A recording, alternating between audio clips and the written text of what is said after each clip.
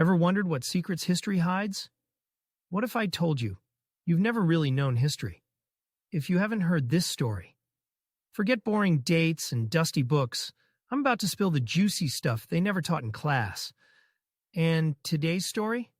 Oh, it's a wild one. Poisonous princesses? Yup, that was a real thing. And trust me, their enemies didn't live to tell the tale. The Vishkanyas secret. In ancient India, whispers spread of maidens unlike any other. Beautiful, graceful, but deadly. They were called the Vishkanyas, the poison maidens. It was said that from childhood, such girls were fed tiny drops of poison. A little today, a little tomorrow, until their very blood carried venom. Even the slightest touch of their skin would make their victim drop dead in moments. Their beauty was their weapon, and their mission was silent death. One day, such a maiden was sent to the court of King Chandragupta Maurya. The king, curious and charmed, rose to greet her. But beside him stood Chanakya, master strategist whose sharp eyes missed nothing.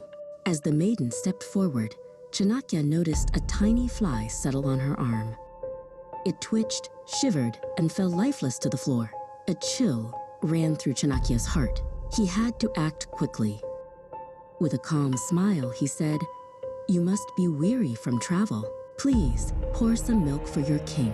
The maiden lifted the jug gracefully and poured into a clean silver cup. At first, the milk looked fresh and pure, but as her hand brushed the rim, the milk began to bubble, thicken, and curdle before all eyes. Gasps echoed through the hall. Chandragupta's hand froze midair, and Chanakya declared, "This is no guest. This is a Vishkanya, a maiden whose very touch carries death." And so, through wisdom and trickery, Chanakya saved Chandragupta from a deadly trap. The beauty that had come to destroy was unmasked by the power of observation and knowledge. But was the story only a legend? Perhaps not entirely. There is a real process called Mithridatism. If someone takes very tiny amounts of poison every day, their body can slowly learn to resist it. So while maidens who could curdle milk or kill a fly with their skin may be an exaggeration, the idea is rooted in real science. And here lies the lesson. Just as gold is precious because it is rare, poison too can lose its power once the body learns to resist it. The story of the Vishkanya reminds us that true strength does not lie in fear or beauty or poison, but in wisdom, knowledge, and the courage to see the truth. You'll never guess what people used to believe. They thought someone could turn metals into gold. Can you imagine? Lucky it didn't happen. But the story of how they almost tried it? Oh, that's even crazier. Let's see what really happened. The alchemist's true gold. Long ago, in the kingdom of Aurelia, a wandering seer declared, "One day, a philosopher shall turn base metals into gold. Kings will bow to his wisdom, and the world will change forever." The prophecy spread like fire. Merchants dreamed of endless riches, peasants of freedom, nobles of golden crowns.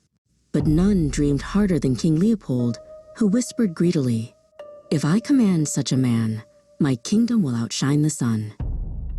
He summoned Master Aurelius, a quiet scholar with ink-stained hands and jars of strange powders. Lord Malric, the king's advisor, sneered, "If he succeeds, Majesty, seize the stone before he cheats you." At last, Aurelius prepared his grandest experiment. As thunder rolled outside, he poured mercury, sulfur, and a glowing red powder. The mixture boiled and flashed, and the dull lump of lead turned to shining gold. Leopold rushed forward, seizing the golden lump, but in his hands, it crumbled to ash. Furious, he roared, "You dare trick me?" Aurelius replied calmly, "Majesty, the prophecy was never about filling vaults with riches. If all were gold, it would be no more precious than stones in the street. It is rarity that makes gold special. True alchemy is not turning lead into treasure, but herbs into medicines, poisons into cures, ignorance into knowledge. That is the gold that endures forever." But was this only legend? In truth, alchemists of old searched for the philosopher's stone, not only to make gold, but to unlock the secrets of nature. Though no one ever created endless gold, their experiments laid the foundation for modern chemistry and medicine. And here lies the lesson. Rarity is what makes things precious. If everything were gold, it would mean nothing. The real treasures are wisdom, healing, and discovery, gifts that shine brighter than any crown. Hey, let me take you to India. A king was terribly sick and refused every syrup, every potion, every pill. Sounds hopeless, right? But somehow, he got better. How? A wandering monk had a secret trick so unbelievable, it actually worked. Listen closely, this story will blow your mind. Touch. In the early 13th century, the powerful ruler, Sultan Khilji, fell dangerously ill. His royal physicians, including Dr. Alara, tried every syrup, powder, and tonic they knew, but he refused them all.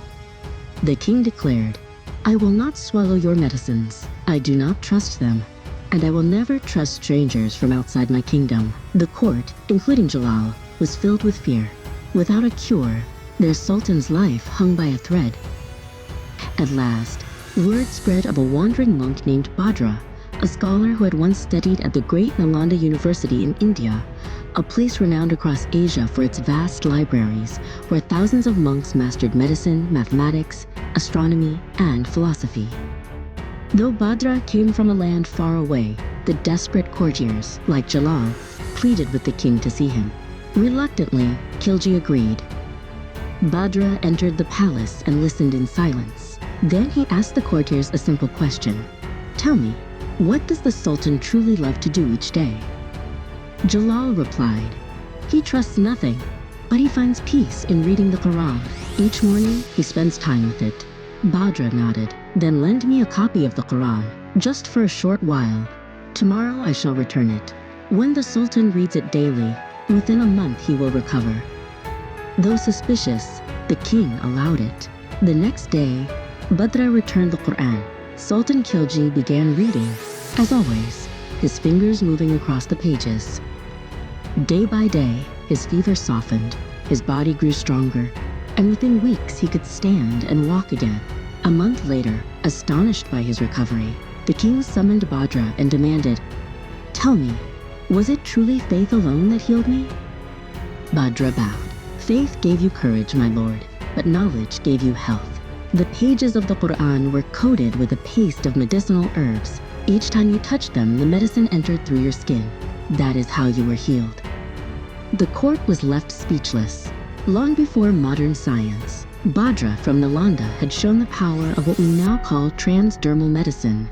The same principle behind today's pain relief gels, nicotine patches, and hormone therapies. Sometimes the greatest secrets are hidden in the simplest things. And next week, we'll uncover more wonders you've never heard of. Want to join the adventure? Send us your own stories. We might feature them on our channel. And don't forget, like, share, and subscribe so you never miss a tale with me.